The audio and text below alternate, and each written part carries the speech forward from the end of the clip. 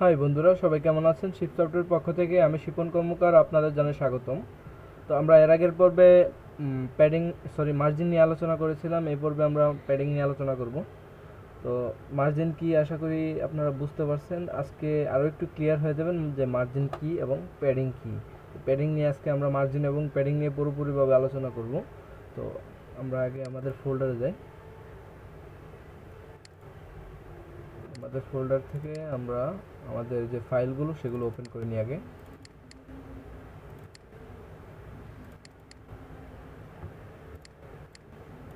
এখানে আমরা 38 নামে আরেকটা ফোল্ডার তৈরি করি। এখানে ভিডিওটি আর প্রয়োজন নেই আমাদের। আর এগুলোকে আমরা নোটপ্যাড প্লাস প্লাস ওপেন করি। আচ্ছা, এখান থেকে আমাদের এই স্টাইলগুলো এখন কেটে দিই, এগুলো আমাদের এখন লাগতেছে না।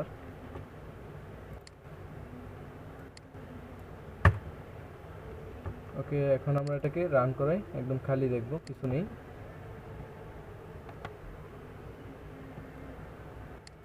আচ্ছা, এখন আমরা একটু প্যাডিং নিয়ে আলোচনা করি আমরা।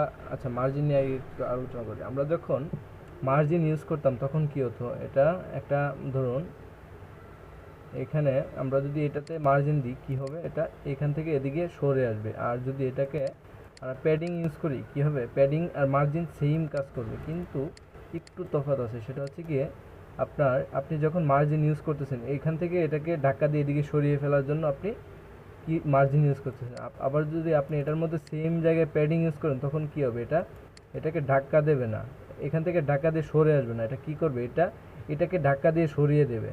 মানে এটা ভিতর থেকে জায়গা নেবে, মানে এটা আপনার ভিতর থেকে প্রসারিত হবে। তো এটা আমরা কাজ করে দেখাচ্ছি, চলুন আমরা এখানে প্যাডিংয়ে চলে যাই। এই যে দেখুন, এটা ভিতর থেকে প্রসারিত হয়েছে। যখন প্যাডিং দেওয়া হয়েছে এটা এটা পুরো জায়গাটা দখল করে প্রসারিত হয়েছে, মানে অনেকটা জায়গা নিয়ে এটা প্যাডিং পাইছে। তো আমরা যখন মার্জিন ইউজ করতাম তখনও কিন্তু এরকম মার্জিনের মতো কাজ করতো, কিন্তু এটা ওই দিক থেকে এদিকে সরে আসতো, কিন্তু প্রসারিত হতো না। তো আমরা এটাকে একটা কাজ করতে পারি, সেটা হচ্ছে কি আমরা একটা এখানে ডিপ নিয়ে আপনাদেরকে কাজ করে দেখাই যে মার্জিন কি কাজে লাগে এবং প্যাডিং কি কাজে লাগে। তো আমরা এখান থেকে ডিপ নিলাম। ওকে, ডিপের মধ্যে আমরা এখন ক্লাস ইউজ করব।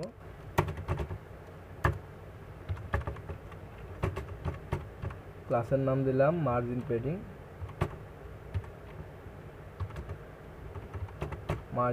দিলাম।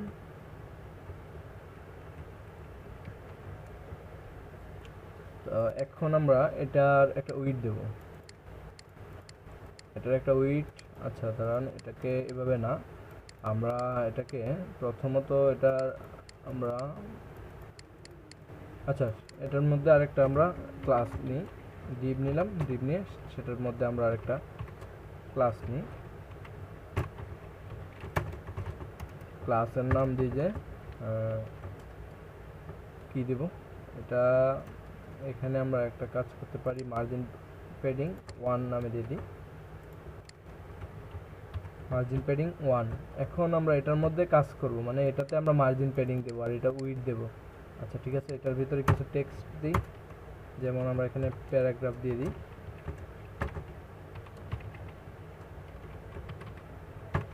কিছু টেক্সট কপি করে নিয়ে আসি।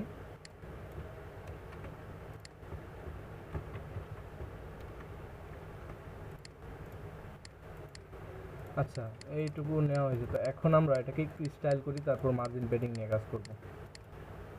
আমরা এখন এটার যে ব্যাকগ্রাউন্ড আছে আমাদের, আমরা এখন পি এর ব্যাকগ্রাউন্ড দেবো না, আমরা এটা আমাদের যে ডিভ আছে, ডিভিশন আছে, সেই ডিভিশনের ব্যাকগ্রাউন্ড দেবো। ডিভিশনটা কোনটা, এটা হচ্ছে গিয়ে আমাদের এই যে মার্জিন 1 যেটা, সেটার একটা ব্যাকগ্রাউন্ড দিই। আমরা এটাকে কপি করে নিই, এটাকে কপি করে এখানে রাখলাম। তারপর এটার একটা ব্যাকগ্রাউন্ড দিই। ব্যাকগ্রাউন্ড কি দেবো, একটা ব্যাকগ্রাউন্ড ধরুন আমি এখানে ব্ল্যাক না, এখানে আমি গ্রিন দিই।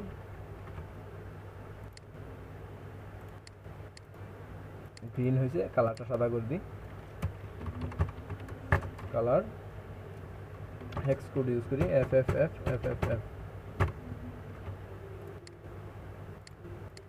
আচ্ছা, সাদা হয়েছে। তো এখন এটার মধ্যে ধরুন আমাদের যে টেক্সটটা, দেখুন টেক্সটটা কিন্তু এটার সাথে লেগে আছে, তো আমরা যদি এই যে ডিপটা সেটা উইডথ হাইট বাড়িয়ে দিই তাহলে কিন্তু এটা মাঝখানের যে উপরে নিচে যে ইয়েটা এটা ফাঁকা কিন্তু একটা তৈরি হয়ে যাবে। তারপর হাইট বাড়িয়ে দিলে কিন্তু এটা এদিক থেকে এদিকে আসবে না, এটাকে মার্জিন দিয়ে এদিক থেকে এদিকে নিয়ে আসতে হবে। তো এটা আমরা কিভাবে করব? এটা করতে হলে আমাদের প্রথমে পিটাকে ধরতে হবে, মানে পি এর এদিক থেকে পিটা কি করবে, মার্জিন এদিকে চলে আসবে, তারপর উপর থেকে মার্জিন নিচে নিয়ে আসবে। তারপর এটা কিভাবে করব? এখানে আমাদের প্রথমে পিটাকে ধরতে হবে, তারপর পিটাকে ধরলাম। আচ্ছা, পিটাকে এভাবে ধরবো না, আমরা পি এর মধ্যে একটা ক্লাস দিয়ে নিই। আচ্ছা, পি এর মধ্যে ক্লাস না নিয়ে আমরা একটা কাজ করতে পারি, এটাকে ধরে তারপর স্পেসিফিক করে এটার যে পিটা আছে সেটাকে আমরা ধরতে পারি। যেমন এটা আছে, এটা পি এর আগে, এটাকে ধরলাম। তারপর এটার ভিতরে কি আছে, মানে এটাকে নেস্টেড সিএসএস বলা হয়, আমরা এর আগে দেখিয়েছিলাম। এটার ভিতরে আছে পি, তো আমরা পিকে এখানে দেখাই, পি ধরিয়ে এখন আমরা এটার মধ্যে কাজ করব। এটার মধ্যে আমরা কি করব, আমরা চাচ্ছি কি এটাতে এদিক থেকে এদিকে একটু সরে আসবে, তো আমরা এখানে মার্জিন লেফট 10 পিক্সেল দিই। দেখুন এটা এদিক থেকে এদিকে সরে আসবে, ঠিক আছে। তো এখন আমরা উপর থেকে যদি নিচে নামাই, যে ধরুন মার্জিন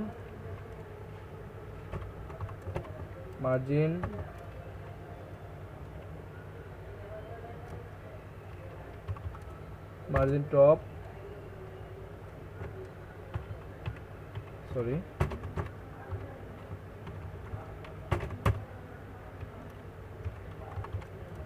মার্জিন টপ আমরা এখানে 10 পিক্সেল দিয়ে দেখি কি হয়। দেখুন মার্জিন টপ দিলে কি হইতেছে, এখানে যদি আমরা 30 পিক্সেল দিই মার্জিন টপ, কি করবে এটা পুরো এরিয়া নিয়ে মার্জিন টপ নিয়ে নিচে চলে আসবে। আর যদি এখানে আমরা প্যাডিং ইউজ করি, দেখুন প্যাডিং ইউজ করলে কি হয়, প্যাডিং ইউজ করলে কি হচ্ছে, প্যাডিং ইউজ করলে এটা ভিতর থেকে, মানে এটার ভিতর থেকে এটা জায়গা নিয়ে এটা দখল করে নিচে আসতেছে। আর যদি আমরা এটাকে মার্জিন ইউজ করি তখন এটা কি করতেছে, এটা দখল না করে ওইটাকে ধাক্কা দিয়ে এটা উল্টো আরও এদিকে নিচের দিকে চলে আসতেছে। দেখুন এটা কি করতেছে, এখন ধাক্কা দিয়ে নিচের দিকে চলে আসতেছে।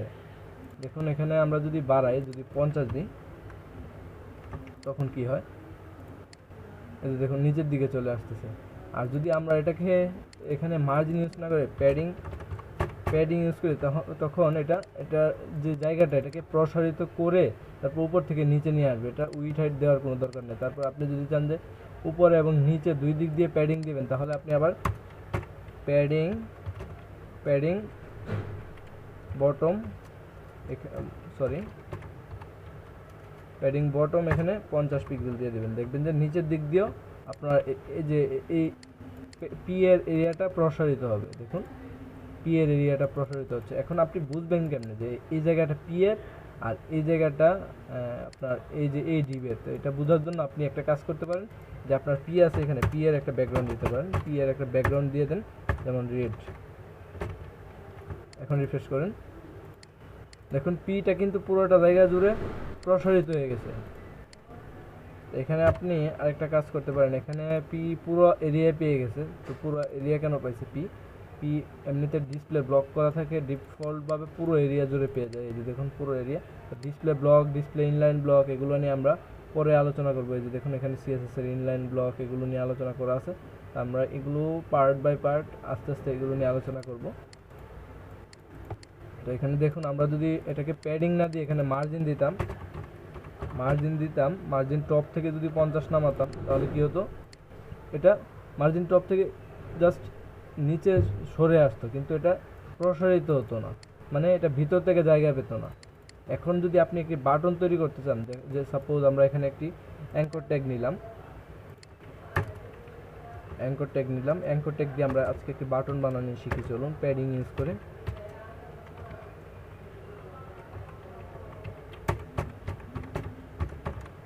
HREF দিয়ে এখানে আমরা হ্যাশ দিয়ে রাখলাম।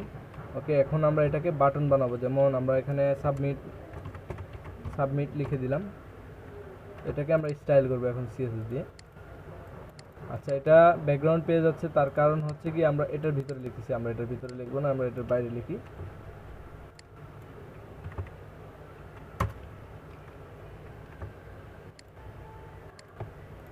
আচ্ছা ঠিক আছে, আমরা এখন এটার একটা ক্লাস দিয়ে নিই অথবা স্পেসিফিক করে লিখতে পারি, আমরা ক্লাস দিয়ে করি btn মাই বিটিএন লিখি মাই বিটিএন। ওকে, তো আমরা এখন মাই বিটিএনকে স্টাইল করব। তো আমাদের অ্যাঙ্কর ট্যাগে প্রথমত কি করতে হবে, মাই বিটিএন এর আগে একটা ডট দিয়ে তারপর এটার ক্লাসটা ধরে এটার মধ্যে কাজ করতে হবে। আমাদের অ্যাঙ্কর ট্যাগের প্রথমত আমাদের যা করতে হবে তা হচ্ছে কি, এখানে দেখুন টেক্সট ডেকোরেশন দেওয়া আছে, নিচে একটা আন্ডারলাইন। তো এটা ডিফল্টভাবে অ্যাঙ্কর ট্যাগে দেওয়া আছে, আমরা অলরেডি জানি যে যখন HTML করতাম তখন থেকেই জানি যে এটা এর নিচের একটা মানে ডিফল্টভাবে বর্ডার দেওয়া থাকে। তো আমরা এটাকে টেক্সট ডেকোরেশন বলা হয়। তো আমরা এটাকে নান করে দেবো, মানে হাইড করে দেবো, এটা আমার দরকার নেই বাটনের মধ্যে। তো আমরা অ্যাঙ্কর ট্যাগটাকে ধরে আমরা এখানে কি করতে পারি যে text text decoration DECORATION decoration নান করে দিতে পারি। মানে এখানে যদি আমরা নান করে দিই দেখুন কি হয়, এখান থেকে আপনার বর্ডারটা চলে যাবে। আমরা এটা টেক্সট ডেকোরেশন নান করলাম। তো এখন আমরা চাচ্ছি যে এই যে টেক্সটের কালারটা চেঞ্জ হবে। তো আমরা টেক্সটের কালারটা এখান থেকে কি করতে পারি, ব্লু করে দিই, সরি কালার ব্লু না করে আমি এখান থেকে 696969 করে দিলাম। আচ্ছা, হালকা একটি কালার আসছে। তো এখন আমি এটার একটা ব্যাকগ্রাউন্ড দেব। ব্যাকগ্রাউন্ড ধরুন ব্যাকগ্রাউন্ড আমি এখানে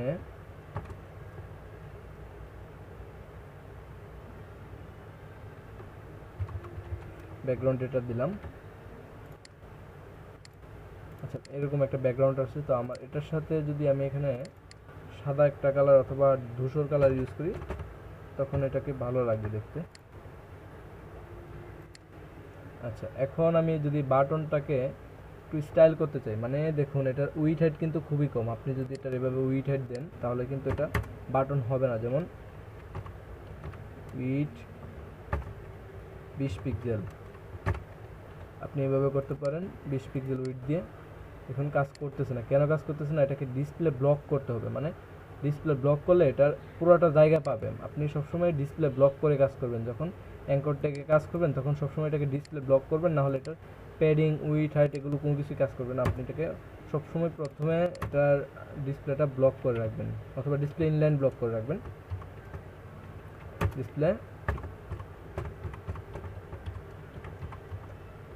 ডিসপ্লে ইনলাইন ব্লক এগুলোর কাজ এখন জানার দরকার নেই, আমরা আস্তে আস্তে এগুলো জেনে যাব, যখন এগুলো চ্যাপ্টারে যাব তখন এগুলো জানবো। তো আমি বলে রাখতেছি, আপনার ডিসপ্লে ব্লক দিলে আপনার এটা পুরোটা জুড়ে পাবে, আর যদি ডিসপ্লে ইনলাইন দেন তখন এটা শুধু এইটুকু জুড়ে পাবে, মানে যতটুকু আপনি দিবেন উইডথ হাইট সেটুকু পাবে। আর ডিসপ্লে ইনলাইন দিলে আপনার ইনলাইনের কাজ করবে, মানে শুধু এটুকুর জায়গায় পাবে, আপনি উইডথ হাইট কিছুই দিতে হবে না। আর ডিসপ্লে ইনলাইন ব্লক হচ্ছে কি ইনলাইনের কাজও করবে ব্লকের কাজও করবে। আচ্ছা, এখন আমরা এটা উইডথ 20 পিক্সেল দিছি, আমরা এখানে 200 পিক্সেল দিই, 202 পিক্সেল দিছি, এরকম হচ্ছে। এরকম তো আমরা চাচ্ছি না, টেক্সটটাকে মাঝখানে আনতে হবে। Text align centre,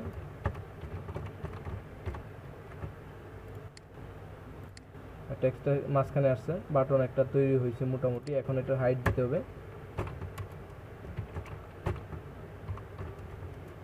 height 30 pixel, খুব বড় সড়ো একটা বাটন হচ্ছে। আচ্ছা, দেখুন হাইট 30 পিক্সেল হয়েছে, কিন্তু এটা উপর দিক থেকে কিন্তু কিছুটা নামাইতে হইব। কীভাবে নামাবেন আপনি?